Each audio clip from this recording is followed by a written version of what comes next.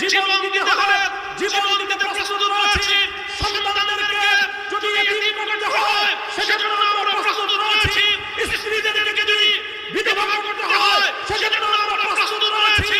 মায়ের বুক যদি আমাদের খালি করতে হয়, আমাদের মায়েরা বুক খালি করে চোখে অশ্রু তাদের পরিবার টুকরা সন্তানদেরকে মাটির নিচে খোদার হাতে সমর্পিত করবে। কিন্তু ইসলামের জন্য, ইসলামের বিপক্ষে কোনো শত্রুর সাথে এক মুহূর্তের জন্য আপোষ করতে প্রস্তুত নয়।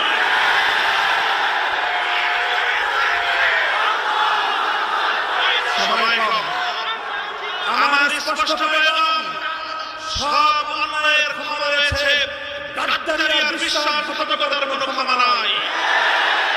ব্রাহ্মণবাড়িয়ায় যেভাবে পাখির মতো গুলি করে